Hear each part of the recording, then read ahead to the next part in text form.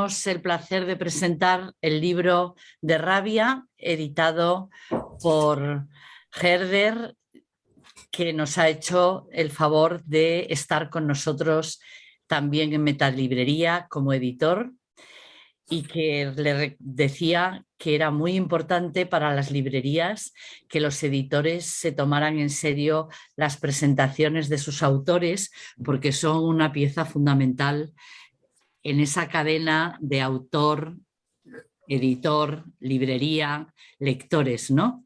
Y bueno, en este caso tenemos a la autora del libro un poco lejos, en Colombia, pero las nuevas tecnologías hacen que podamos oírla y verla.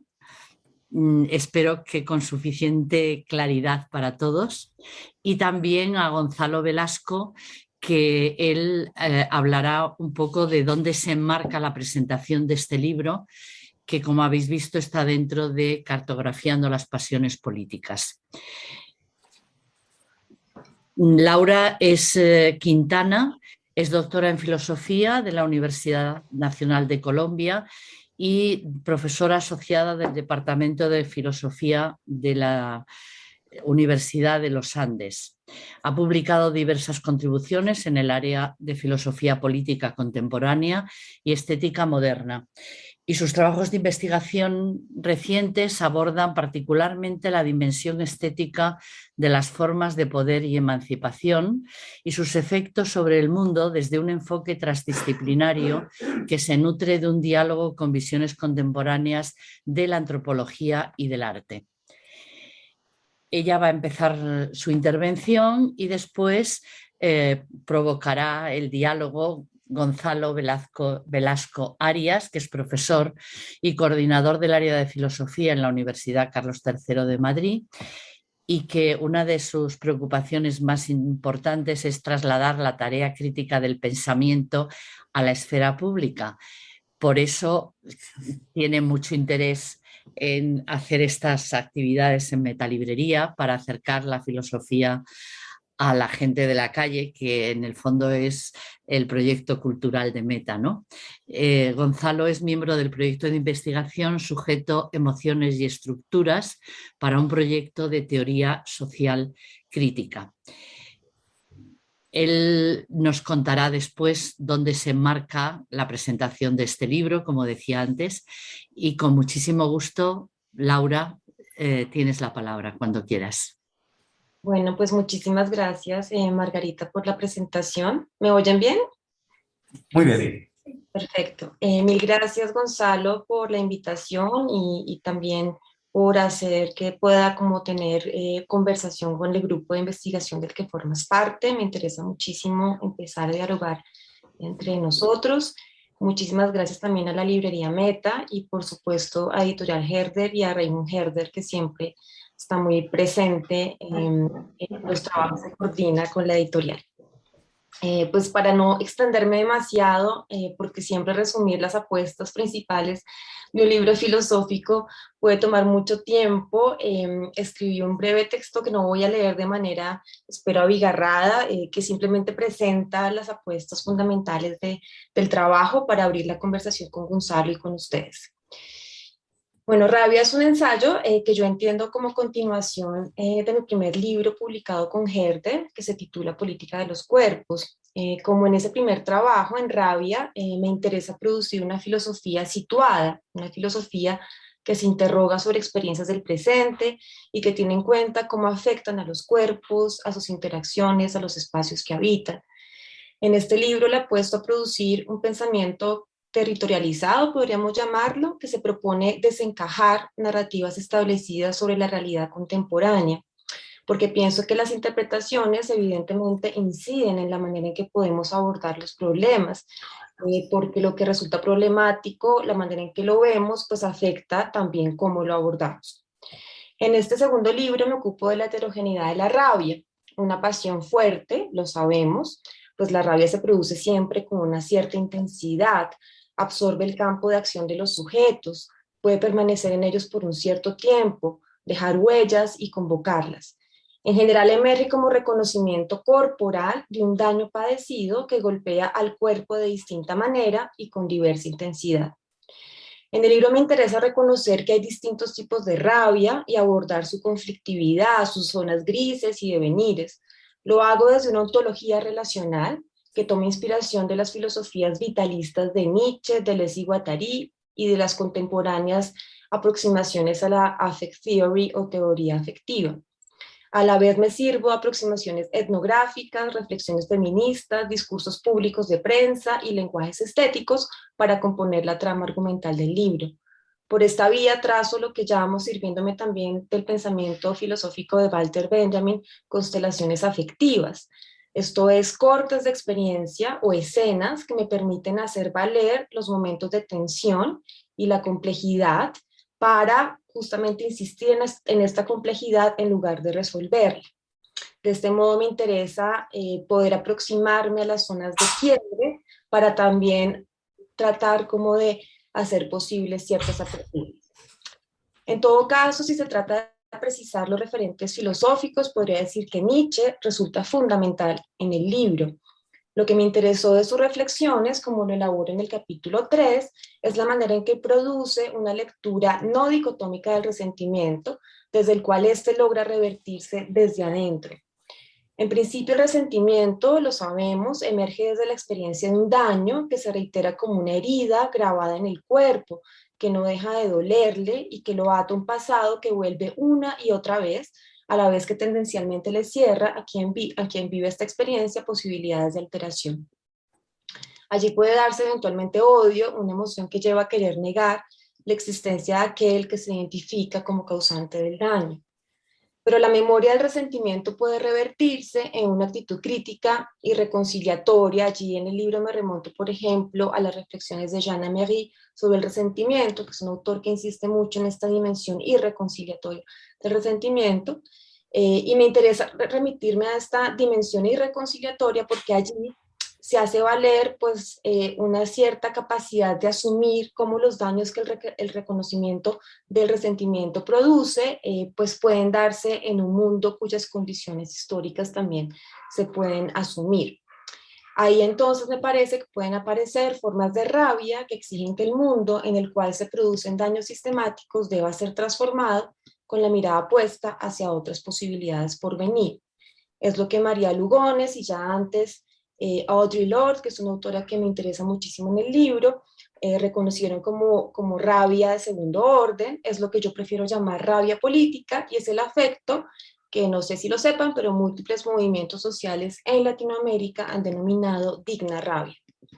Me interesó así elaborar estos matices para desplazar lugares habituales sobre este tipo de afectos que suelen conocerse como afectos reactivos. Por una parte me interesó alejarme de la lectura usual sobre el resentimiento, según la cual este es un afecto de pobres que quieren simplemente superar su posición marginal e integrarse, para mostrar más bien que el resentimiento, sobre todo ese resentimiento que se vuelve destructivo para los cuerpos y sus relaciones, emerge de condiciones históricas del capitalismo y de sus raíces coloniales, que es toda una dimensión que yo abordo en el capítulo 2 del libro.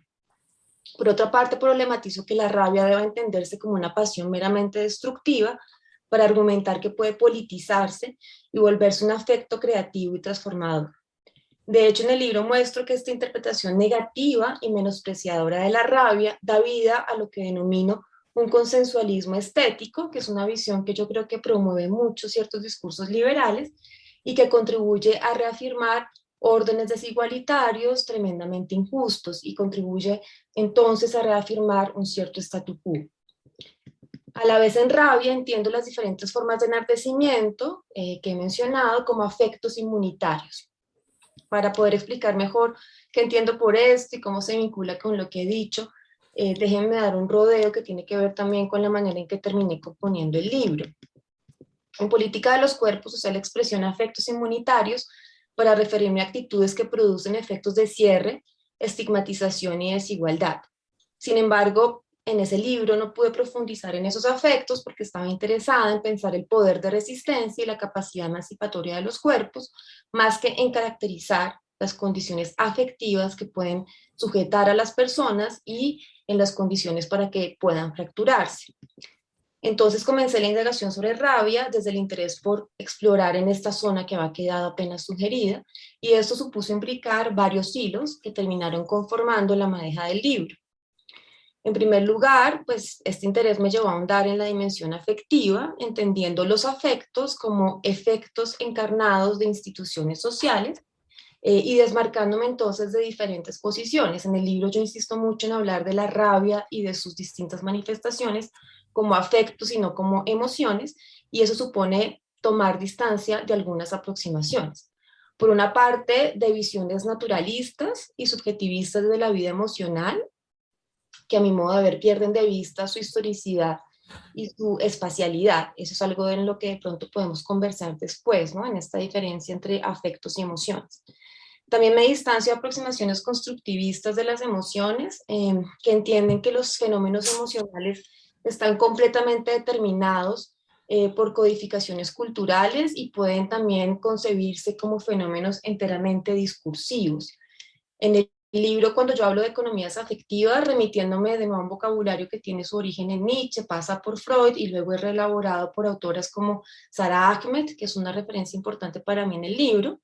Eso es algo que desarrollo en el capítulo 2, pues trato de hacer valer, de tener en cuenta esta historicidad y materialidad de la vida afectiva y a la vez distanciarme de visiones normativas hacia las emociones que terminan dividiéndolas dicotómicamente en emociones positivas y en emociones negativas. Me parece que esta división cancela la conflictividad de la vida afectiva y tiene consecuencias ético-políticas, pues por ejemplo puede llevar a menospreciar afectos disruptivos como la rabia para privilegiar emociones armonicistas que refuerzan una visión integradora o integrista del orden social y que pueden llevar a reproducir formas de injusticia. Esto es algo que yo veo que pasa, por ejemplo, con una autora muy famosa, muy citada como Martha Nussbaum, que es una autora de la que me distancio y a quien critico en el capítulo 4 del libro. Pero obviamente hablar de efectos inmunitarios también me tuvo que llevar a profundizar en el tema de la inmunidad. Al hacerlo me encontré con toda la literatura filosófica contemporánea sobre las relaciones entre filosofía e inmunidad. En esas perspectivas apareció una ambivalencia que me interesó perseguir y que se hizo más fuerte para mí mientras comenzaba a escribir el libro, justo al comienzo de la pandemia. Empecé a ver cómo se hacía muy fuerte en esa época una visión militarizada del sistema inmune, desde la cual la reacción inmunitaria se entiende como capacidad de un cuerpo de defenderse contra algo ajeno a él que lo invade y que lo ataca. En el caso de la pandemia, por supuesto, se trataba del virus, ¿no? Y era bastante extraño ver cómo se aludía a la campaña contra el virus en términos muy militarizados y como si se tratara de un enemigo por controlar. Perseguí entonces como las emergencias de esta comprensión militarizada del sistema inmunológico, y eso me llevó a detenerme en el trabajo de la antropóloga Emily Martin, quien tiene un trabajo muy interesante sobre eso, y que mostró mucho antes de Roberto Espósito, que es el referente más conocido para los filósofos, que este imaginario emerge de un contexto social que se traslada a un ámbito biológico y que luego se vuelve a transponer a la lectura del mundo social. De hecho, al ocuparme del trabajo de Martin y de otros autores como Inga Mutsaers, también apareció otra manera de entender biológicamente la inmunidad, no como sistema de defensa entre lo propio y lo ajeno, sino como sistema simbiótico de codependencia y de relaciones multiplicadas, dentro de las cuales no es tan fácil la diferencia entre lo propio y lo ajeno. Esta comprensión simbiótica de la vida, que tampoco cancela el conflicto, porque al contrario hace valer la complejidad, puede vincularse con las ontologías relacionales de Nietzsche, Deleuze y Guattari, pues estas producen una comprensión de la vida que hace valer la multiplicidad, la relación y la manera en que todo se afecta con todo. Los cuerpos, las tecnologías, las atmósferas, los espacios y las instituciones en las cuales estos se ensamblan afectivamente. Así apareció que hay reacciones afectivas que marcan las fronteras entre yo y no yo, cierran a los cuerpos sobre sí mismos, producen visiones estigmatizantes de lo que se percibe como amenaza, es lo que caractericé como lógica inmunitaria, y a la vez hay manifestaciones afectivas que hacen valer la codependencia de los cuerpos la heterogeneidad y el conflicto que allí puede emerger. Es lo que también caractericé como una inmunidad más simbiótica. Por eso, desde su enfoque relacional, el libro se propone mostrar cómo comprensiones distintas de la vida pueden producir diferentes resonancias en el mundo social. De ahí que enlace la experiencia compleja del resentimiento con la lógica inmunitaria, mientras que vincule la afectividad de la rabia, modulada políticamente, con una interpretación simbiótica del sistema inmunitario que es consecuente con la apertura, la relacionalidad y la diferencia de la vida. A su vez, argumento que la primera lectura es una visión que el capitalismo y sus diferentes formas de violencia han contribuido a desencadenar y encarnar con efectos tremendamente destructivos para los cuerpos y los ecosistemas, mientras que elaboro como la segunda es una visión que trae consigo una apuesta ecológico-política amplia, promovida por apuestas feministas, ambientalistas y anticapitalistas, que apuntan a dislocar las condiciones de devastación que habitamos y a ir tejiendo otros mundos posibles desde lo que queda. Ya voy cerrando. Concretamente quería decir algo más sobre esto último para que no quede como tan abstracto, pero como muestro que en el capitalismo que habitamos se producen estas dinámicas inmunitarias, en el capítulo 2 del libro me detengo en algunos de esos dispositivos que llamo dispositivos inmunitarios. En particular me refiero a mecanismos securitarios que producen la percepción de un riesgo que ha de ser controlado para proteger una cierta integridad social, sobre todo el crecimiento económico de los mercados financieros y la forma de vida del sujeto blanco, emprendedor, contra elementos que se fijan como obstáculo o como factor indeseable, llámese sujetos fijados como inviables por su condición económica, inmigrantes ilegalizados, o sujetos que se piensan como peligrosos para una cierta forma de vida familiar o modélica o ideal. Por ejemplo, como los degenerados sexuales o como quienes encarnarían la supuesta ideología de género. A la vez muestro cómo el capitalismo neoliberal produce cada vez más formas de precarización e inseguridad social que compensa con prácticas y discursos de autorresponsabilización, endeudamiento y empoderamiento de los sujetos que los dejan por completo a cargo de sus condiciones de vida, y cómo este sujeto autorresponsabilizado vive temiendo el riesgo de perder o fracasar, el miedo por la propiedad y frente a todo lo que pueda amenazar. Tales miedos pueden subyugar bajo múltiples deseos de normalidad que en todo caso nunca se realizan por completo. Por eso, bajo este régimen afectivo, el deseo se configura como falta, que es algo que evidentemente vio desde hace mucho tiempo, vieron Deleuze y Guattari, es decir, como un deseo constante de consumir que siempre busca apropiar para sentirse menos en falta.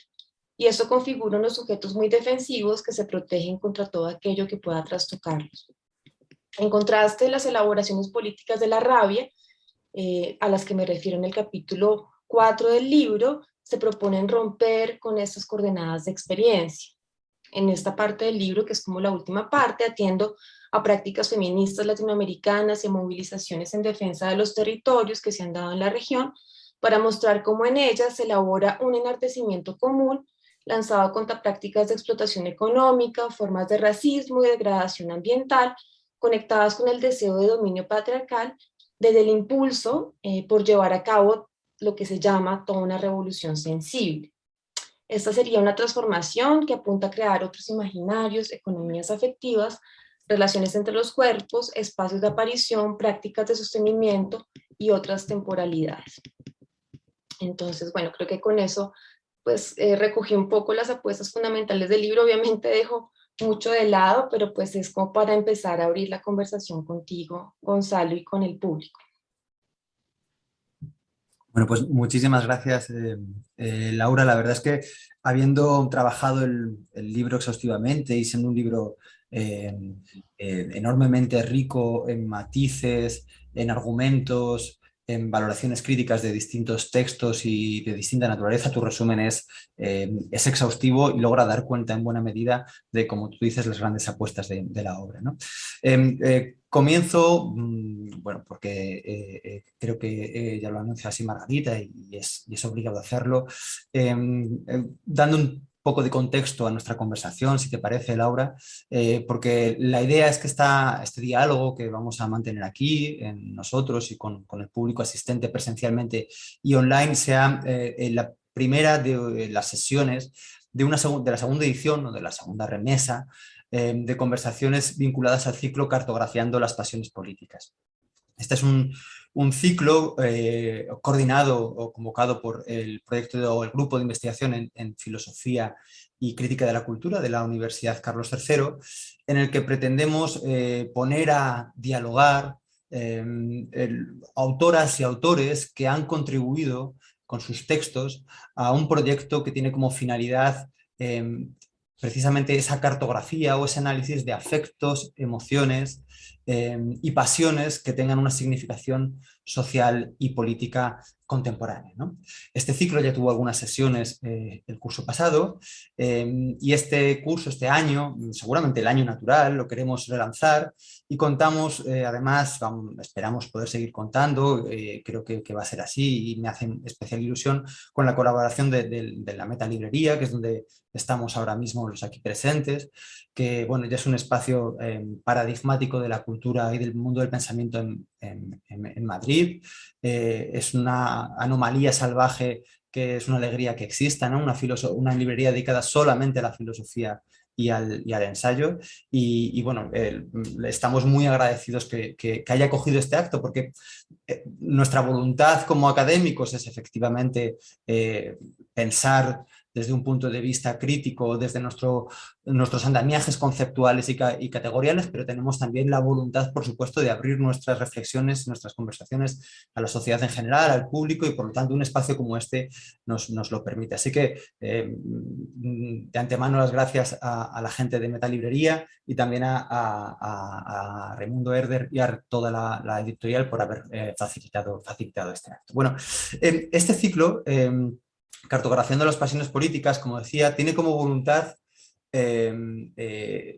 poner a dialogar a estos autores, porque por razones no solamente de publicidad de sus trabajos de investigación, que después reuniremos en un volumen colectivo en el que estamos trabajando el profesor Antonio Gómez Ramos y yo como coordinadores, sino también porque nuestra comprensión de las emociones, las pasiones o las configuraciones afectivas, como tú las llamas, tienen mucho que ver con lo que tú has comentado. Es decir, no partimos de una comprensión del fenómeno emocional o del fenómeno pasional como un mecanismo natural de naturaleza evolutiva, no comprendemos la emoción como una construcción meramente discursiva, sino al contrario como un complejo afectivo, discursivo, muchas veces situado, que por tanto no se dan de una manera aislada unas pasiones de las otras, ¿no? Por lo tanto, nuestra voluntad es que las pasiones dialoguen entre sí y que a la hora de presentar o a la hora de organizar sesiones en las que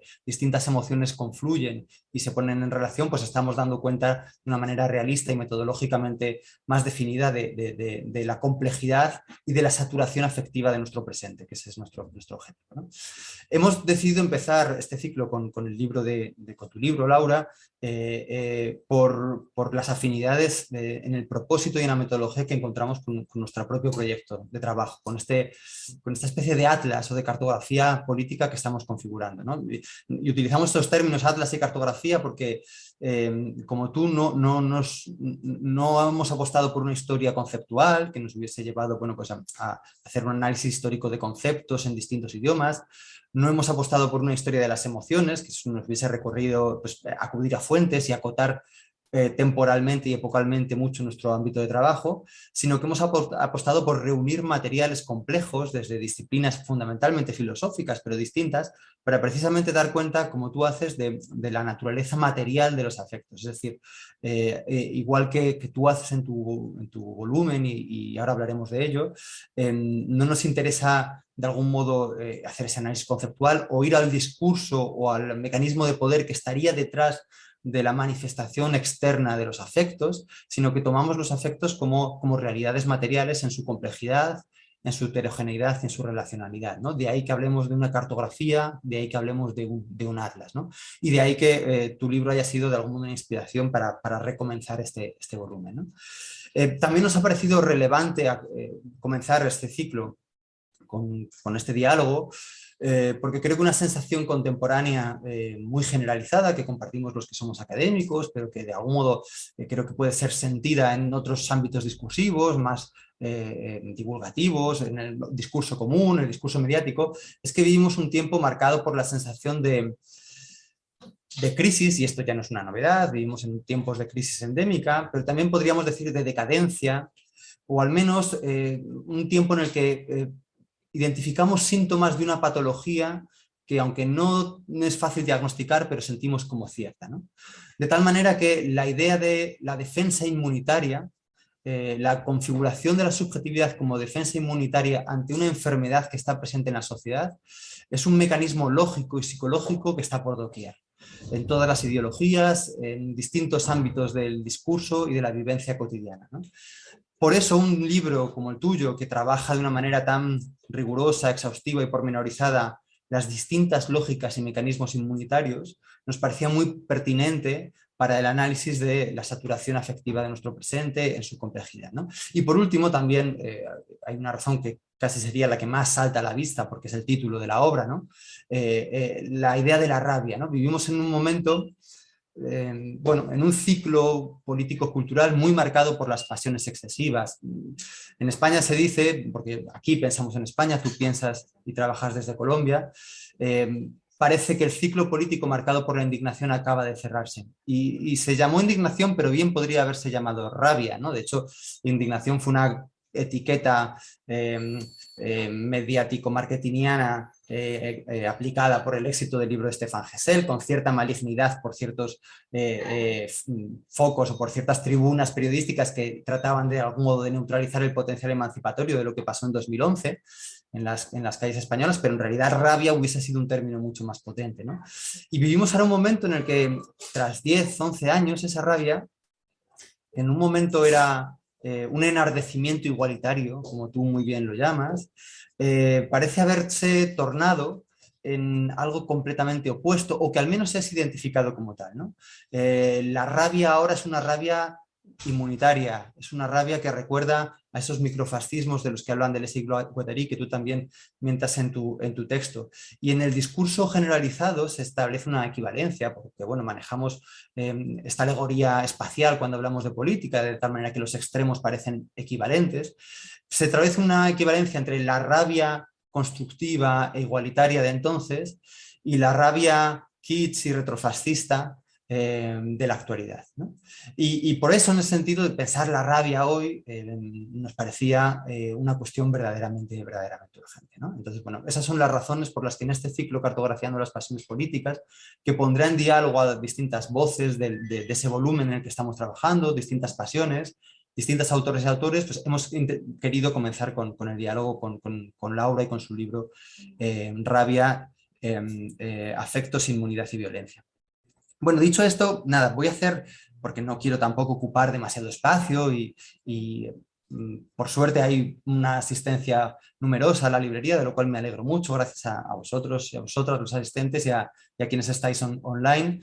Quiero comenzar con una serie de reflexiones. Te voy a, digamos, lanzar algunas preguntas muy generales, bueno, que sirvan solamente para empezar a rodar el pensamiento colectivo y luego ya dar paso a las intervenciones, ¿no?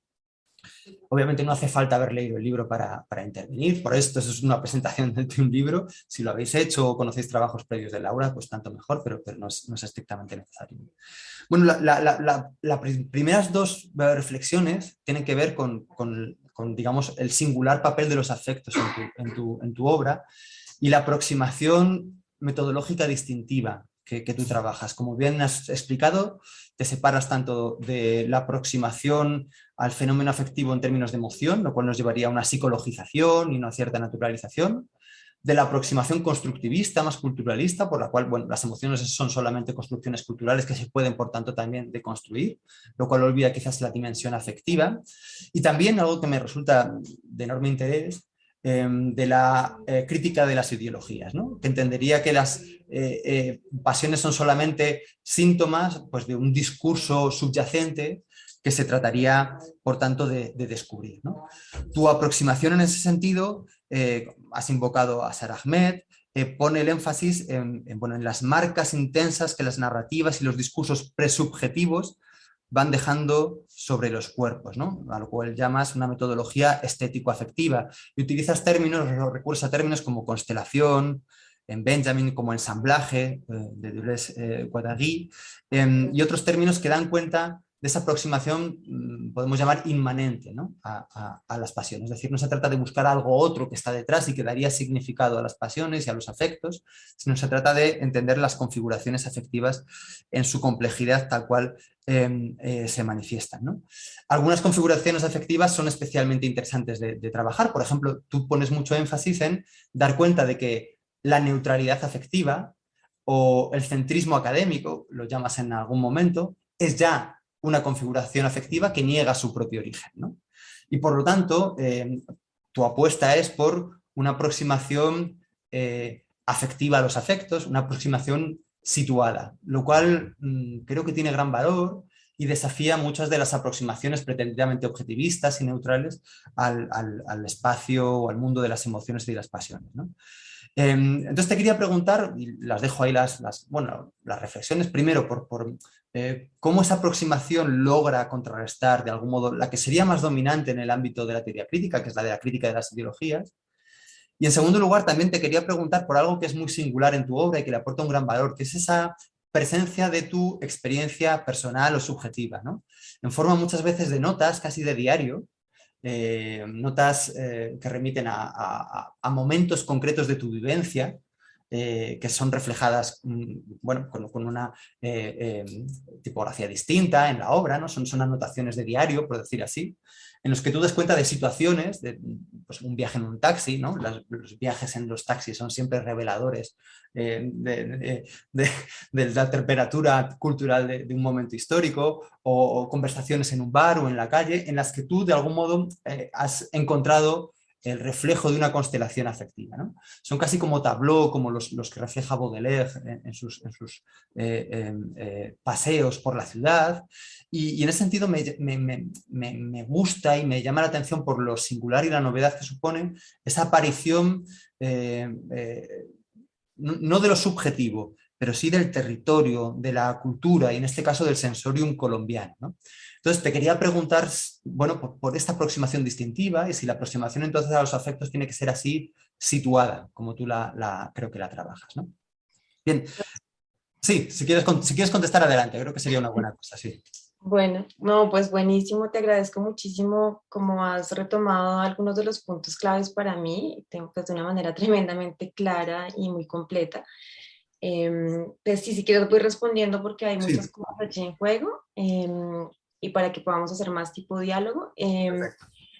Sí, tienes toda la razón. Cuando yo hablo de una metodología estético-afectiva y cuando me comprometo con este vocabulario de la constelación, del ensamblaje, está en juego pues un compromiso inmanente que trata de pensar que no hay nada por detrás que desencubrir. Y que también es un compromiso que viene también de mi trabajo anterior, influenciado un poco por el pensamiento de Rancière, que tiene que ver con pensar que esa topografía de la apariencia y lo que está por detrás, pues puede traer también efectos desigualitarios, ¿no? Porque puede llevar a pensar que es el crítico de las ideologías el que puede ver lo que opera más allá y lo que la ideología está encubriendo, lo que la ideología está tratando como de manipular y de mediatizar. Por supuesto que hay ensamblajes muy problemáticos de sentido y que también tienen efectos de embrutecimiento, pero me interesa pensar que esos efectos se pueden poner de manifiesto en el análisis mismo de esos ensamblajes, sin buscar algo más allá. Por eso, digamos, me interesa pensar esas escenas, esos cortes de experiencia en donde pues yo quiero ver cómo se teje pues una situación y cuáles son los discursos, cuáles son las sensaciones, cuáles son las percepciones que están en juego. Hay algo más descriptivo, pero sin una pretensión de empiricismo puro o algo por el estilo, que tiene que ver quizás con una cercanía que sentí muy profunda con algunos ejercicios afectivos que están entre la antropología y la literatura, por ejemplo, en la obra de Kathleen Stewart, en su libro Ordinary Affects, donde ella pues rastrea como unos momentos afectivos muy particulares en ese mundo como proletario blanco, bastante regresivo, y en donde justamente al cartografiar cómo se producían ciertas variaciones atmosféricas, ella dejaba aparecer pues un entorno bien complejo y problemático. Entonces me pareció pues muy productiva esa forma de aproximarse, porque pues permitía de nuevo insistir en la inmanencia, eliminar esa topografía de la apariencia a la verdadera realidad que está por detrás, y también, digamos, enfatizar que no se trata tanto de ver lo que no hemos visto, sino de complejizar lo que hemos reducido. Porque yo creo que en el caso de algunas aproximaciones críticas que se producen desde este vocabulario de la ideología, pues siempre es cuestión como de enceguecimiento, de no ver lo que deberíamos ver, y eso también produce formas de culpabilización, que a mí me parecen muy problemáticas. Entonces, los sujetos están muy alienados o muy embrutecidos porque no han visto lo que deberían ver. A mí me interesa más bien pensar esos efectos de no ver como unos efectos que también son muy inmunitarios en el sentido que lo expliqué ahora, que también son muy afectivos en el sentido que tienen que ver con cierres de experiencia. Hay algo que se achata en mí porque se está produciendo un cierto tipo de organización de la experiencia que justamente estrecha lo que yo puedo sentir, y me interesa pensar cómo se produce ese estrechamiento. Entonces, digamos, el tipo de abordaje tiene que ver con eso, y tiene que ver como con desarrollar una mayor sensibilidad por la complejidad, que creo que es lo que se juega también en una ontología relacional. Para decirlo de otra manera, esta aproximación estético-política sentí que era la más consonante también con una ontología relacional como la que está en juego en el texto, es decir, mostrar cómo todo se afecta con todo, cómo todo tiene que ver con todo, complejizar en lugar de reducir.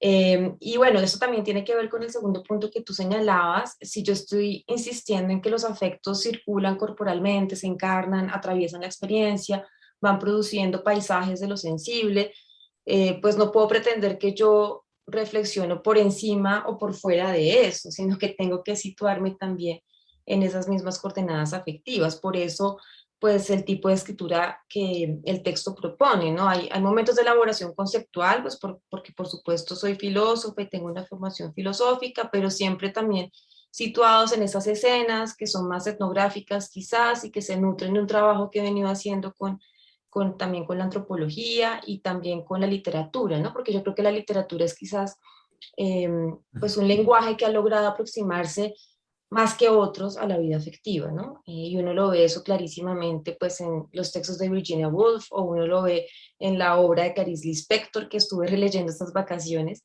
y que es tremendamente afectiva también, de una manera que, digamos, logra hacer visible lo que uno siente que muchas veces no es tan fácilmente tangible, ¿no? Porque también la vida afectiva parece que se escapa cuando uno la quiere atrapar. Entonces podría decir algo por ahí. Sí, esto es muy interesante además también porque somos profesores, aquí hay estudiantes presentes en la sala. Muchas veces cuando apostamos por hacer trabajos de teoría cultural contemporánea, intentamos infundir la idea de que, bueno, que hay que ser objetivos, que hay que manejar ciertas fuentes, a ser rigurosos desde el punto de vista conceptual, y condenamos la autoexploración, ¿no? Y a veces en ese trabajo autoexploratorio, que efectivamente tiene afinidades con la antropología, con la literatura. Recordaba, por ejemplo, la literatura de Annie Ernaux, ¿no? Que también hace un trabajo parecido, ¿no? De analizar las estructuras afectivas de una manera casi archivística, ¿no? Ahí hay un trabajo muy interesante por hacer, como bien dices. Bueno, como decía, no quiero ocupar mucho espacio, solamente voy a señalar otro par de puntos por si... bueno, ayuda también pues, a redondear tu reflexión, ¿no? Me interesa mucho, bueno, la idea de inmunidad que manejas, además por mi trayectoria personal. Yo también empecé trabajando con Roberto Espósito y también bueno, y me separé también de su punto de vista, y he trabajado autores acerca de la filosofía de la inmunidad y la autoinmunidad, que creo que no había visto referidos más que en tu obra, lo cual me ha agradado mucho, ¿no? Me interesa muchísimo, por lo tanto, tu idea de cómo combatir esos efectos de una inmunidad bélica, una inmunidad reactiva o dicotómica, ¿no? Que, como tú bien dices, si la realidad es relacional, estos efectos de clausura, por tanto, podemos considerar que son dañinos, ¿no? Y como tú también refieres en tu obra, lo complejo entonces es entender que lo contrario de esta clausura no es una nueva armonía, ¿no? Porque eso sería abrazar de nuevo la estética consensual, sino es al contrario, abrazar y aceptar la irreductibilidad del conflicto, lo cual es complejo, ¿no? Me ha llamado la atención, y además por su relevancia, ¿no? Cómo esto te lleva, por ejemplo, a criticar autores que hoy tienen mucha relevancia para, digamos, el diagnóstico crítico-cultural contemporáneo, como Mark Fisher, ¿no? Mark Fisher es un autor que ahora no sé si es igual en Colombia, pero en España, en Madrid, se está leyendo mucho, con mucho éxito, ¿no? Y tú realizas una lectura en la que destacas el valor de ese punto de vista, pero también vienes a decir que la idea de realismo capitalista, esto es solo un ejemplo de la idea de inmunidad, ¿no? Pero mantendría una visión totalizante del capitalismo en lugar de indagar en la heterogeneidad de su naturaleza relacional, de tal manera que incluso los puntos de vista críticos muchas veces mantienen esa lógica dicotómica, ¿no? O también haces referencia a esos movimientos autocríticos, ¿no? El virus somos nosotros en relación, por ejemplo, pues, al problema ambiental y otra serie de cuestiones que, de nuevo, en la medida en que reiteran esa lógica binaria, reiteran o desplazan el daño hacia la propia interioridad, ¿no? Entonces, me ha parecido muy interesante porque desafía muchas de nuestras posturas o disposiciones críticas, ¿no? Y cuando digo disposiciones lo digo desde un punto de vista afectivo y corporal, ¿no? Cómo nos disponemos a hacer la crítica. Algo que, por otro lado, cuando yo explico o dialogo con estudiantes sobre estas cuestiones, muchas veces me veo confrontado al desafío del estudiante que dice, bueno, ¿y qué hago con esto? ¿O cómo me sitúo yo? O al malestar que resulta de lecciones y de diálogos y de conversaciones que tienen como objetivo desarrollar esa teoría crítica, ¿no? Tú apuestas por una disposición crítica distinta. Y eso lo relacionas con esa idea de la autoinmunidad, de la indistinción entre el yo y el no yo, o esta ontología relacional. Entonces, bueno, te quería preguntar un poco por esto, ¿no? Esta transformación en la manera de hacer crítica, que incluso nos llevaría, pues, a superar, pese a que compartamos, a teóricos o disposiciones críticas como la de Mark Fisher, Byung-Chul Han y otros tantos que aparecen en el libro, ¿no? En relación con la idea de autoinmunidad.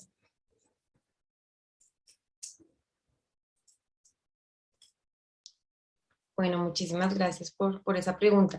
Sí, digamos que en el capítulo 2 en particular, al que tú estás aludiendo, tomo distancia de esos dos grandes referentes de la crítica contemporánea, ¿no? Y que tienen tantos seguidores y lectores, ¿no? Mark Fisher y Byung-Chul Han. Y pues lo hago pues no simplemente por ese prurito académico de tenemos que encontrar nuestro lugar singular atacando a los otros, sino más bien porque, como tú lo dices, en el caso de ambos yo siento que se impone una lectura muy totalizante del mundo que habitamos y una lectura también eurocéntrica del capitalismo contemporáneo. En el caso de Max Fisher, cuando él habla del capitalismo o del realismo capitalista, me parece que pues como una forma de colonización de todo, que digamos termina produciendo pues estos circuitos en donde parece que no hay salida y todos terminamos sintiendo lo mismo y llevados un poco a la desesperación y a la desesperanza, pues yo siento que se caracteriza mucho el mundo del posfordismo, el mundo de un cierto capitalismo neoliberal del norte global, que pierde de vista otros lugares del capitalismo, lugares del sur global, en donde no opera las condiciones a las que alude Fisher. En donde, digamos, se dan condiciones de explotación de los cuerpos que son muy distintas y en donde los cuerpos tampoco sienten esa colonización estética a la que alude Fisher y que deja lugar como un cierto desasosiego y a una cierta parálisis también que simplemente tendría que implosionar para que pudiéramos pensar en otro lugar. Digamos que yo sospecho mucho de las implosiones totalizantes porque creo que ese otro lugar ya se está produciendo en prácticas muy localizadas y que pensar siempre encontrar el otro lugar de la liberación o de la emancipación por fuera de esas estructuras totalizantes, pues en realidad nos condena a repetir la parálisis a la cual también el capitalismo de cierta manera nos está conduciendo. Entonces siento que se produce como un círculo vicioso. En tanto más buscamos la emancipación a través de espacios otros que son completamente emancipados de las relaciones capitalistas, pues más terminamos sintiendo que somos incapaces de producir ese completo no lugar o ese completo afuera de ese tipo de colonización capitalista. Entonces me interesó, por ejemplo, el trabajo de Anna Tsing sobre el pericapitalismo, que pues porque ella pues en su libro sobre los hongos al final del mundo, para hacer una mala traducción del título en inglés, pues ella habla un poco cómo en las condiciones del sur global pues se producen resquicios respecto de la lógica de extensión y acumulación, no porque el capitalismo sea más benevolente, sino al contrario porque pues no puede saturar todos los lugares de explotación y la gente encuentra siempre otras formas de hacer que sin querer y a veces solo por afán de persistencia, pues terminan rompiendo con las dinámicas que el capitalismo globalizado impone. Entonces a mí me interesa dejar ver que hay resquicios que son posibles porque las formas de dominación no son homogéneas y no son totalizantes y por eso también es posible abrir espacios otros. Mientras que cuando pensamos que las formas de dominación son homogéneas y totalizantes, pues se nos hace muy difícil pensar la emancipación. Eso no supone condenarnos a un conformismo y a pensar que no es posible desarrollar posiciones anticapitalistas, que yo sí que creo que son muy importantes, solo que ese anti hay que irlo pensando como algo que ya se está dando, que ya está ocurriendo en prácticas que quizás no estamos viendo. Y yo siento que algunos de esos discursos críticos invisibilizan prácticas concretas de cuerpos que se están esforzando por hacer las cosas de otro modo, y eso yo lo percibo sobre todo pues en apuestas críticas contestatarias del sur global, que es desde donde yo escribo, pues particularmente desde Colombia.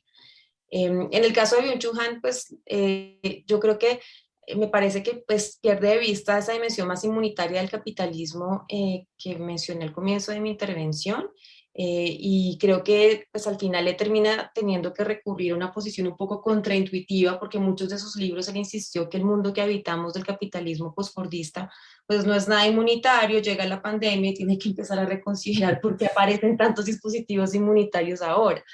Y me parece pues que ahí se delata un poco como la inconsistencia de algunas de sus argumentaciones anteriores. Uh-huh. Bueno, no, la verdad es que no puedo estar más de acuerdo, sobre todo en esta última cuestión, ¿no? Al contrario, la pervivencia de los mecanismos inmunitarios, la necesidad, la idea que tú también manejas, ¿no? De que el contagio al revés es un mecanismo lógico presente en nuestra cultura, me parece que tiene mucho más sentido que esas representaciones totalizantes que no dejan de llevar a una cierta sensación de imposibilidad y de inacción, ¿no? El último punto por el que te pregunto, antes para cerrar un poco la hora y dar paso a las intervenciones de los asistentes, las asistentes, tiene que ver con la idea de resentimiento y de rabia, el otro gran bloque del libro, ¿no? O el gran bloque, ¿no? Bueno, haces un gran recorrido por el resentimiento, que es una pasión que también has trabajado mucho, desde la crítica al engolfamiento identitario y la satisfacción victimista, hasta las aproximaciones que encuentran en el resentimiento una configuración afectiva que implica una exigencia ética de memoria, ¿no? Incluso una expresión normativa en la línea de Jean Améry, y como han trabajado también compañeros Antonio Gómez Ramos y Carlos Thibó en Las razones de la amargura, que es un libro publicado también por Herder, ¿no? En tu opinión, el resentimiento no es meramente una reacción indignada contra un daño padecido, sino la manera en que esta reacción termina produciendo por la proyección imaginaria un otro yo inaceptable que permite a la vez la identificación y el autorreconocimiento de un yo fijado como bueno, ¿no? En una clave nietzscheana, podríamos decir. Bueno, lo significativo de tu aproximación entonces es que propones la rabia como una configuración afectiva capaz de revertir esas lógicas resentidas que, como han demostrado también Wendy Brown y otras, pues están muy presentes en muchos mecanismos, incluso de naturaleza emancipatoria, ¿no? Distingues entre dos tipos de rabia, como has dicho, la rabia inmunitaria, que no haría más que reiterar las estigmatizaciones del otro, y una lógica bipolar, y una rabia política, que también llamas, bueno, afectos indóciles o enardecimiento igualitario, que tendría que ver con la emancipación de los cuerpos respecto a una política que los niega ciertos horizontes de posibilidad, entendidos como formas de sentir, de imaginar, de relacionarse y de comprender su fragilidad. Bien, ofreces además ejemplos, esto es lo que no puedo obviamente sintetizar aquí, efectos de movimientos, situados fundamentalmente en el sur global, como mencionas, que digamos que ejemplifican y que en parte solucionan las preguntas que voy a hacer, pero que bueno, aún así me parece que es útil plantear. Una sería la dimensión temporal en relación a la rabia, que es algo que a mí me interesa especialmente, ¿no? Tú hablas de trabajar la rabia. Pero es verdad que la rabia, como pasa un poco con el entusiasmo, que es una pasión que también yo me encargo de trabajar en este espacio de investigación, es una pasión caliente, es una pasión fuerte, que parece que tiene un ciclo de vida corto, ¿no? Es difícil mantener el entusiasmo político, podríamos decir del mismo modo que es difícil mantener el entusiasmo amoroso con la misma intensidad, ¿no? Es una pasión que se tiene que modular con el paso del tiempo. Entonces, esa idea de trabajar la rabia, me interesa preguntarme cómo se puede mantener en el tiempo más allá de esa implosión enardecida, ¿no? Y la segunda cuestión, que es obligada, aunque creo que hay varias respuestas en tu libro, es a lo que me refería al principio en la introducción, ¿no? ¿Cómo podemos distinguir la rabia política, la rabia igualitaria, de la rabia reaccionaria, ¿no?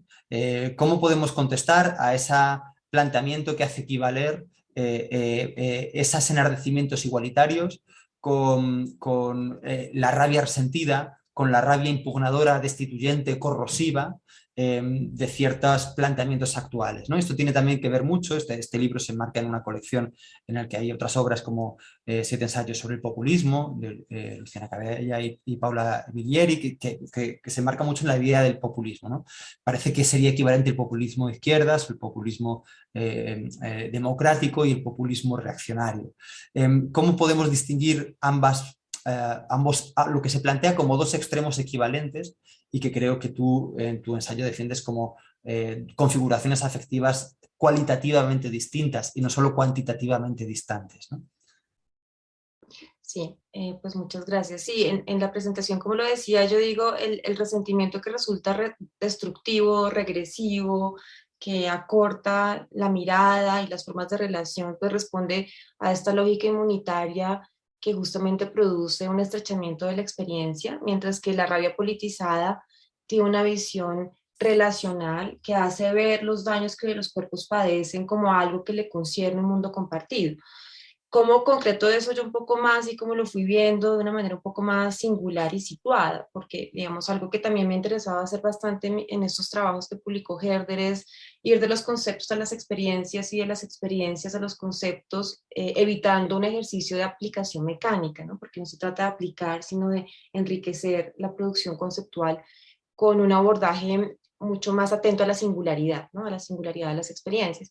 Entonces, algunas experiencias singulares me fueron mostrando esto que yo puedo decir en términos muy conceptuales, ¿no? El resentimiento que resulta destructivo es solipsista, autocentrado, es narcisista, ¿no? Deja al sujeto encerrado en su dolor, ¿no? Y el sujeto encerrado en su dolor produce proyecciones, busca culpabilizaciones, deja de entender que el dolor que siente tiene que ver con daños que comparten otros, que hacen parte de un mundo en el cual él está también inserto, mientras que la rabia que politiza el daño se da cuenta de que esa rabia tiene que ver con daños estructurales y empieza a tejer vínculos con otros para justamente producir, por ejemplo, movimientos colectivos y diagnósticos mucho más mundanos, mucho más históricos, mucho más situados del daño, ¿no? Por eso una diferencia fundamental allí también es que pues la una es autocentrada, la otra es relacional y entiende el daño como algo que se produce en un mundo compartido. ¿Cómo, digamos, vi eso más situado en experiencias singulares? Una vez tuve una conversación con una madre de Soacha, es un colectivo de madres que se conformó en Colombia para protestar contra los asesinatos y las desapariciones que el Estado produjo contra jóvenes de bajos recursos para hacerlos pasar por bajas de la guerrilla. Ellas se organizaron y ella me decía, Doris, que ella había sentido como el resentimiento que tenía, ella lo decía en esas palabras, se había convertido en una rabia que la llevaba a actuar, porque ella decía, yo tenía mucho resentimiento de sentir ese dolor tan tremendo y que no podía hacer nada para combatirlo, es decir, anudaba el resentimiento con la impotencia. Esa impotencia dejó de sentirse así cuando se congregó con otras y empezó como a intentar organizar un movimiento que le permitiera no solo denunciar el daño, sino buscar que pudiera repararse de cierta manera.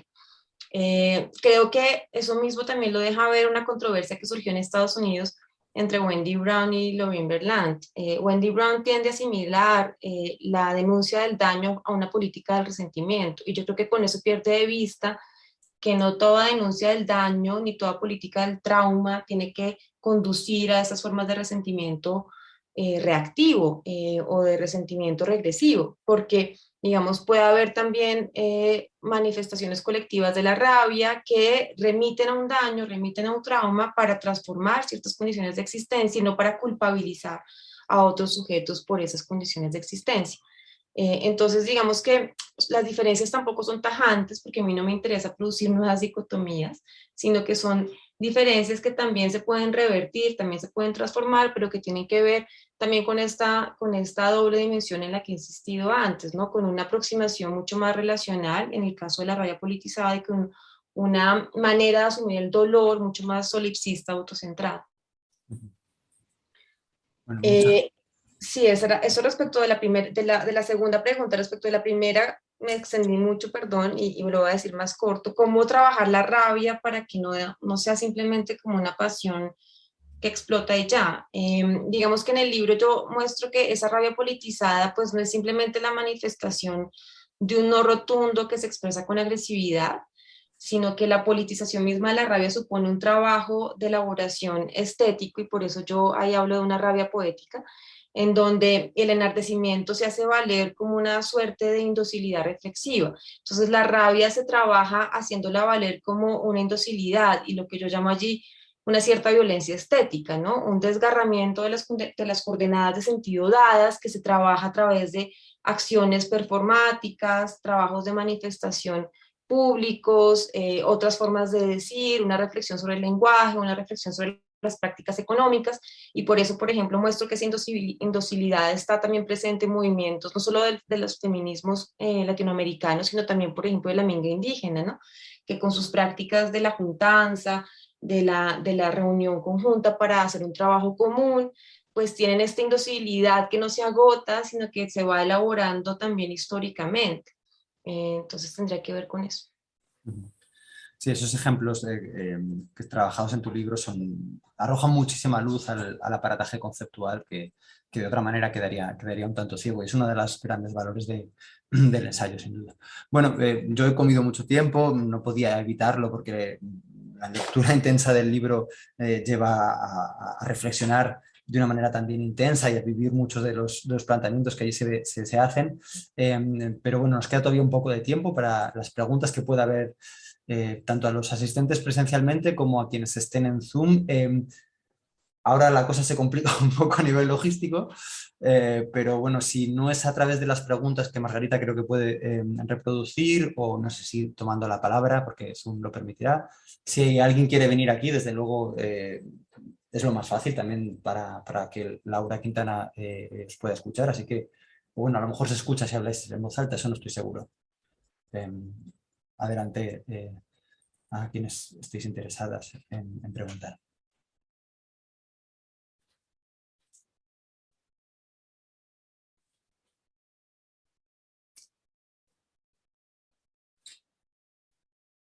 Sí. Yo sí tengo una pregunta. ¿Se me oye? No. No, pues no. Y sí, en ese tono, si habla en ese tono, sí. A ver, bueno, hacemos así. Yo creo que es mejor que...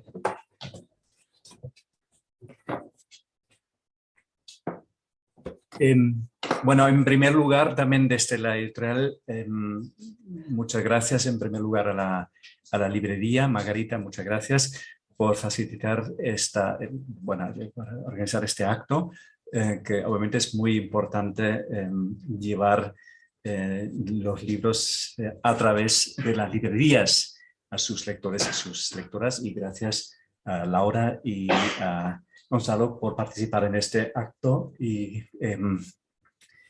por la interesante conversación hasta ahora. Yo tengo una pregunta, Laura, que ahora hemos hablado mucho de afectos, la rabia, de palabras que se asocian al individuo, al cuerpo, pero tú obviamente lo lees en un contexto de los cuerpos políticos, de grupos entonces, y me gustaría entender cómo ves la relación del individuo y el grupo, o del individuo dentro del grupo.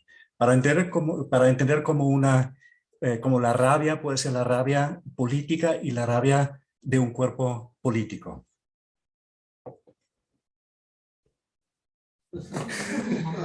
Gracias, Raymond. Cambiamos.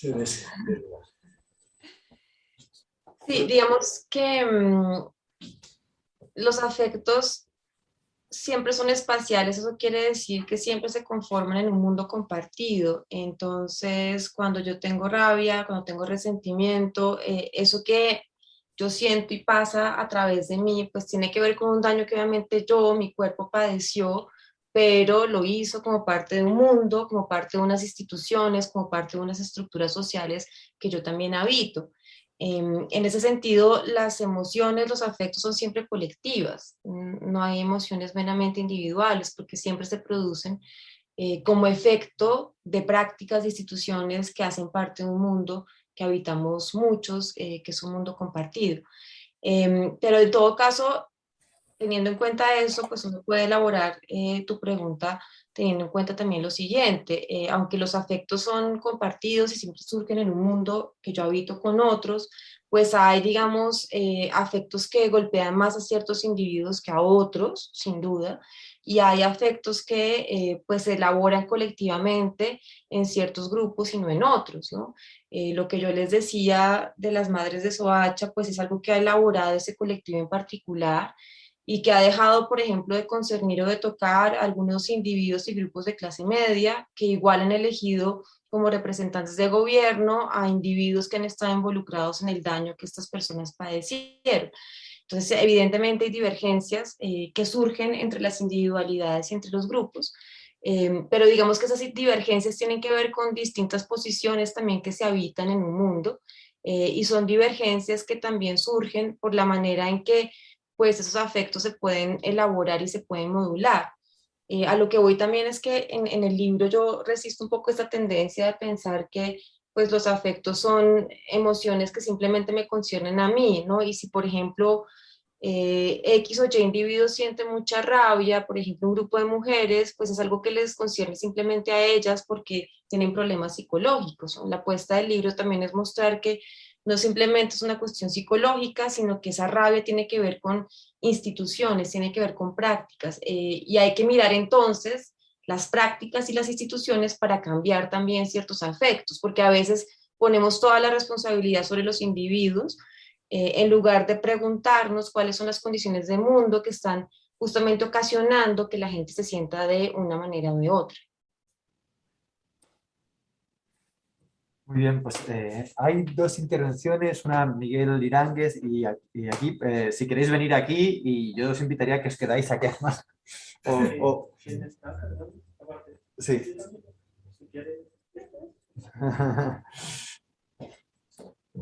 Y a quienes estéis, a quienes estéis online, por favor no dudéis en levantar, alzar la mano mediante los mecanismos de Zoom o en escribir en el chat. Hola Laura. Hola. Encantado, muchísimas gracias por la presentación, ha sido verdaderamente muy interesante y espero tener pronto la oportunidad de leer tu libro porque además hace muchísimo eco con cosas que trabajamos en el grupo.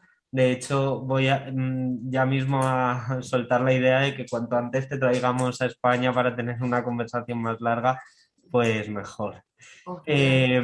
Bueno, yo simplemente quería preguntar por la distinción, porque no me ha quedado clara y ya digo que no he tenido ocasión de leer el libro, la distinción entre dos tipos de rabia que parece que contiene el texto, porque a pesar de que lo haya comentado Gonzalo y de que tú te hayas vuelto a referir a ello, no me ha quedado del todo claro y sobre todo quería preguntar, pues porque no veo muy clara esa distinción, claro que no he hecho el trabajo de leer tus argumentos, pero es verdad que me produce un poco de confusión pensar que habría algo así como una rabia impolítica o una rabia no política, o por lo menos que no merece ser calificada como rabia política, porque ese adjetivo se lo va a llevar el otro tipo de rabia.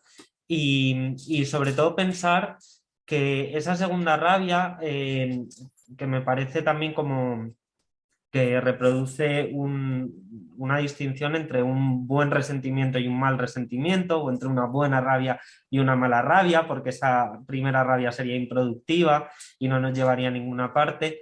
No, bueno, yo no estoy muy de acuerdo con ese planteamiento, probablemente me confundo al simplificarlo, ¿no? Pero sí que querría que abundases un poco en ello, porque parece que al final también es un movimiento un poco totalizador, ¿no? Querer a Nietzsche y a Jan Amery a la vez, ¿no? Como que no sé si se puede sostener, pues eso, ¿no? Pues las dos tesis, ¿no? Y bueno, en realidad, sí, eso, había otra cosa, pero se me va. Si te parece, Laura, Fernando Broncano también quiere hablar, entonces le juntamos las dos palabras y luego contestas tú, si te parece. Vale. Hola, Fernando. Hola, ¿qué tal? Muy buenas. Volver a estar, aunque sea de forma online. Hola, Laura, soy Fernando, también del grupo de la Carlos III, y también estoy leyendo tu libro y me está gustando mucho. Había entendido mal la cuestión de la inmunidad porque lo había ojeado muy rápidamente, pero me ha aclarado mucho lo que has estado presentando. Esta idea de ver la inmunidad en un sentido o más bien autoritario, o más bien no lineal, simbiótico, etcétera. Y bueno, esto me lleva a pensar que estás planteando un modelo en el cual las emociones políticas son un componente necesario en la política, en los movimientos, en la búsqueda de otra sociedad, pero no son suficientes. Ahora lo has vuelto a aclarar también con esta recurrencia a las instituciones, etcétera. Bueno, mi punto es justamente acerca de esto, porque hay movimientos colectivos en los que las emociones son relacionales, pero que tienen un componente imaginario en el que no parecen estar justificadas. Te pongo en dos ejemplos. Uno más lejano es de un libro de un estudioso cultural alemán de los años 70 que estudió todos los imaginarios de los Freikorps, de los paramilitares que luego compusieron el partido nazi, y estudiaba que era gente muy resentida, gente que creaba lazos muy comunitarios, muy relacionales, muy parecidos a los que uno identificaría en otros movimientos. O en el caso de Colombia, hasta donde yo llego, también pasa lo mismo con los paramilitares y con los orígenes de la violencia. Si leemos la literatura, muchos, por ejemplo, de los pájaros, ¿no? Bueno, ahora no recuerdo el título de la novela. Bueno, estas componentes, es decir, la pregunta es la siguiente.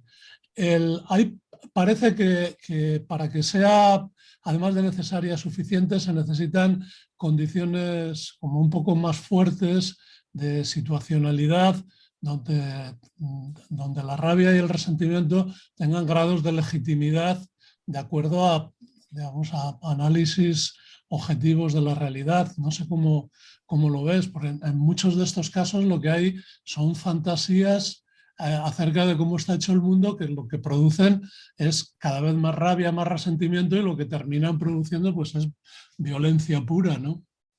Uh-huh. No, pues gracias por las dos preguntas, muy buenas las dos preguntas.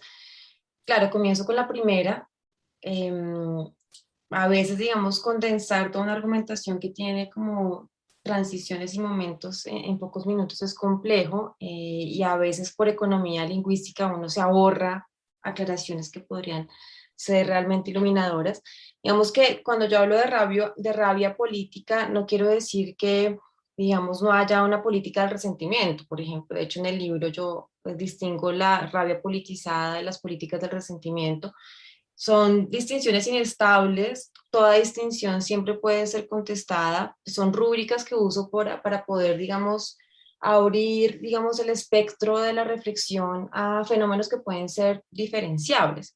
Entonces, empecemos por decir que cuando yo digo hay dos tipos de rabia, por ejemplo, el resentimiento regresivo, el resentimiento que busca estrechar el campo de experiencia de un sujeto, el resentimiento que corta relaciones, el resentimiento que culpabiliza, el resentimiento que resulta vengativo. Digamos que ese resentimiento yo lo caracterizo en el texto como no vital, porque pues estoy moviéndome con coordenadas del vitalismo filosófico y trato de abandonar una categorización moral en términos de bueno o malo para moverme más en el espectro de lo vital y de lo no vital. No vital porque pues impide ver todas las relaciones que componen mi forma de existencia en el mundo. No vital porque el movimiento resentido de la venganza pues muchas veces impide ver cómo el daño que se produce no se limita simplemente a un acto que hizo alguien que yo puedo identificar como culpable o como aquel que pues, hizo el daño.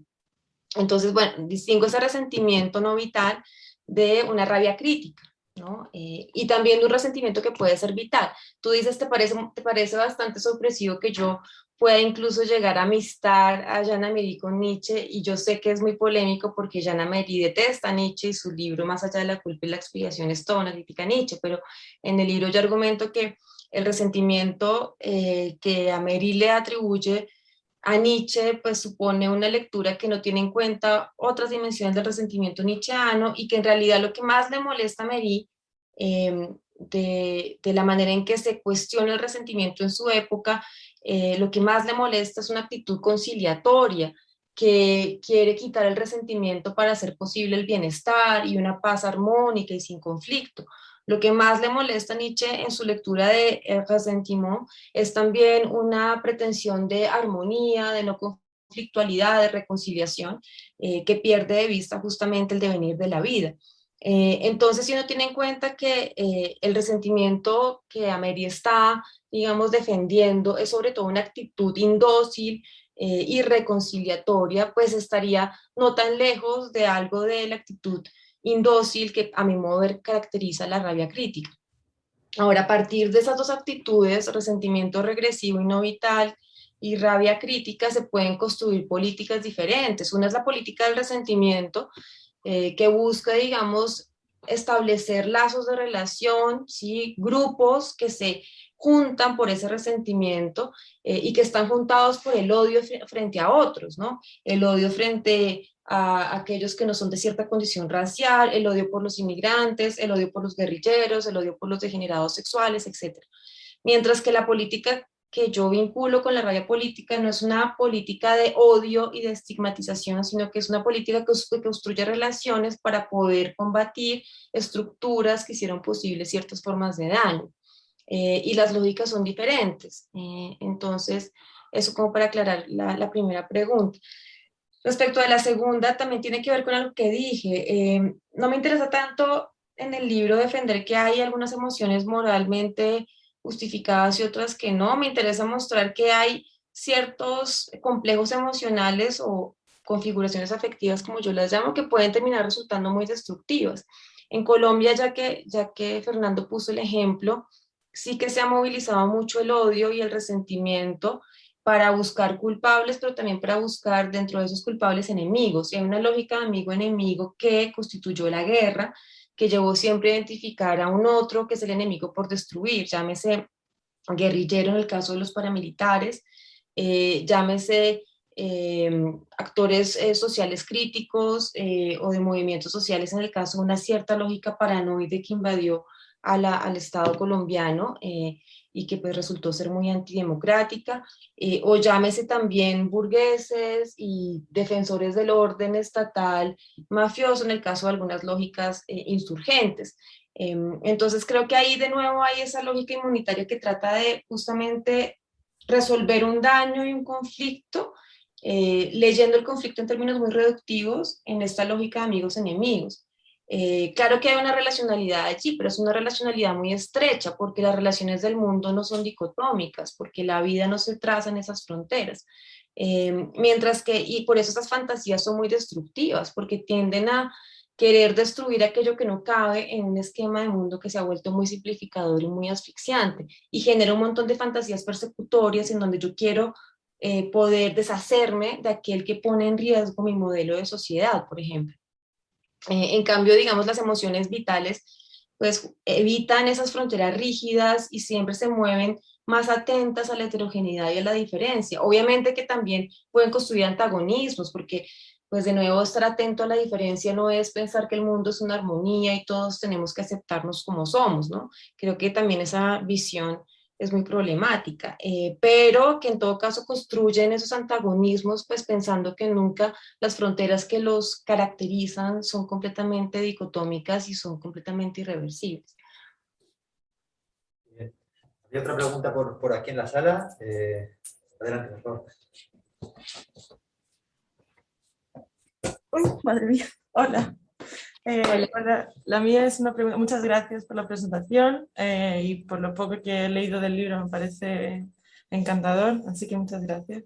Una pregunta así, un poco simplona quizás, pero ¿cómo hablaste del movimiento de las madres y cómo han surgido varios movimientos de madres en distintas geografías, desde Serbia, Estados Unidos, y me imagino que un montón que no conozco? Si desde lo femenino y desde los varios feminismos se encuentra en una posición privilegiada para poder colectivizar emociones y vitalizarlas, para usar un poco tu terminología. Uh-huh. Sí, pues yo sí creo que el porvenir es femenino, en el sentido en que pues muchas de estas lógicas militaristas pues han sido también estimuladas por imaginarios muy patriarcales, ¿no?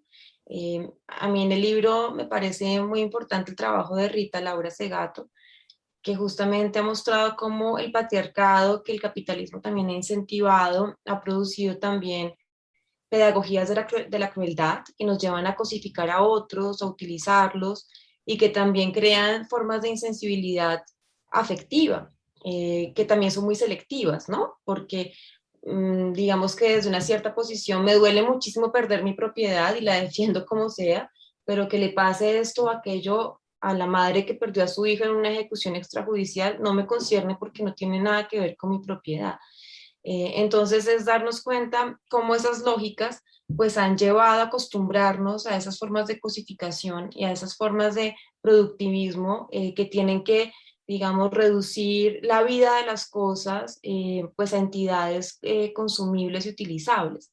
Y creo, digamos, que pues el feminismo que me interesa en el libro es un feminismo que pone en cuestión esas condiciones casi que ontológicas de reducción de la vida a lo no vivo y de lo no vivo a materia utilizable, ¿no? Porque pues también la vida orgánica que no, en principio no está tan viva, pensaríamos que no está tan viva, pues también hay una vitalidad, ¿no? Un río no está igualmente vivo que un cuerpo humano, pero un río también tiene toda una vida que le subyace. En Colombia hay un movimiento que se llama Ríos Vivos, que de hecho es empujado por muchas mujeres, que se opone a la construcción de represas, porque la construcción de represa pues anula mucho la vida de todos los territorios. Entonces yo sí creo que en lo femenino hay como una promesa de reconocer de otra manera la vitalidad, pues aunque hay mujeres muy patriarcales también, ¿no? Me refiero por femenino como otra lógica que se resiste a esa cosificación de la vida y que puede también acoger formas de cuidado, no simplemente desde esta comprensión muy poco conflictual del cuidado, donde el cuidado es autorresponsabilización, sino desde una comprensión del cuidado muy material, muy ligada también con las formas de producción económicas, ¿no? Si tenemos en cuenta que, pues, para poder producir también necesitamos cuidar y, digamos, las formas de producción están impulsadas por muchas formas de reproducción de la vida. Entonces creo que ahí el feminismo se vuelve fundamental. Y si puedo, perdona, una pregunta a continuación, que a mí me pareció muy interesante, o sea, que lo femenino puede ser la salvación de la rabia, digamos, me parece muy interesante, pensando en el hecho de que la mujer ha sido negada de la rabia como agencia, o sea, desde Aristóteles, etc. Entonces me pregunto, y no sé si es de algún valor, si exactamente los sujetos que han sido negados de pasiones tienen extra agencia para colectivizarla, vitalizarla, darle nueva vida, nueva forma de estar en la arena de lo social político, exactamente porque no ha sido suyo, entonces lo pueden transformar. Claro, en el capítulo 4 hay una elaboración sobre eso, ¿no? Cómo la rabia fue muy feminizada para ser cancelada y patologizada, ¿no? Y las mujeres rabiosas son histéricas, que hablan sin sentido y son irracionales, y cómo el feminismo también se encargó de revitalizar ese vocabulario y surgieron muchos movimientos que se llamaban las furias y quisieron también controvertir ese vocabulario también de las Euménides, ¿no? Que hace ver a las furias como fuerzas que no deben existir, mientras que en ese vocabulario de las furias revitalizado, pues más bien la furia se ve también como una potencia de creación que puede engendrar nueva vida porque rompe con condiciones del mundo que están pues ahogando la vida. Entonces, pues yo sí creo que los sujetos que han sido más oprimidos, pues pueden sentir esa indocilidad sin que tampoco haya una lectura idealizada de la opresión, ni una, para nada, digamos, como una idealización, pues de la subalternización. Más bien es como también considerar cómo a veces desconocemos los esfuerzos de los sujetos que han sido subalternizados justamente por confrontar condiciones de existencia invivibles, cuando decimos que sus reacciones son irracionales y no tienen sentido, porque quizás estamos, digamos, no viendo su gesto indócil y contestatario y reproduciendo entonces la injusticia. Gracias. Yo te quería preguntar si cuando has hablado de lo público y lo privado, porque este es un debate que llevamos haciéndolo en Metalibrería siempre en algunas ocasiones, ¿no? Que tú dices que están traspasadas por las emociones, pero ¿son diferenciados o hay un trasvase cuando las emociones entran en juego? Claro, pues yo por mucho tiempo trabajé con el pensamiento de Hannah Arendt, que saben que establece estas fronteras un poco rígidas entre lo público y lo privado.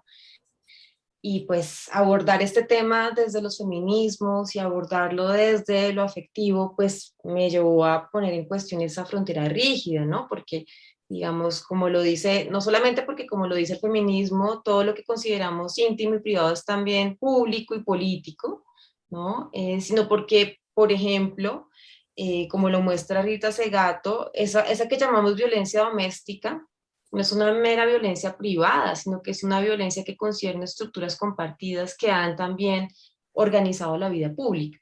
Entonces, yo creo que los tránsitos no pueden organizarse así en esas fronteras tan rígidas. Digamos que la política compartida que tiene que ver con la organización del espacio público también, y con la organización de instituciones que tengan un carácter público, se nutre de impulsos y de afectividades que también se cultivan en ámbitos domésticos, privados, íntimos, y hay irradiaciones que a veces no se pueden reconocer cuando uno simplemente pues establece esas fronteras tan rígidas. Eso no quiere decir que yo esté a favor como de esas políticas de la intimidad en donde también lo político se reduce a una exposición constante de la vida íntima, porque creo que allí también hay una homogenización de lo que se puede dejar ver de lo íntimo, ¿no? Y se ven esas tendencias de todos se quieren vender felices, conviviales, llenos de amigos, que realmente supone pues quitarle espesor y hondura a lo que llamamos intimidad. Entonces yo creo que pues de lo que se trata es de poder pensar que en esa intimidad que a veces parece tan como de cada quien, pasan cosas que son muy importantes para la vida política y que la vida política, si por ello entendemos la vida con otros en el espacio compartido y público, pues afecta cómo nos relacionamos en eso que llamamos intimidad. Entonces hay más transiciones que fronteras rígidas.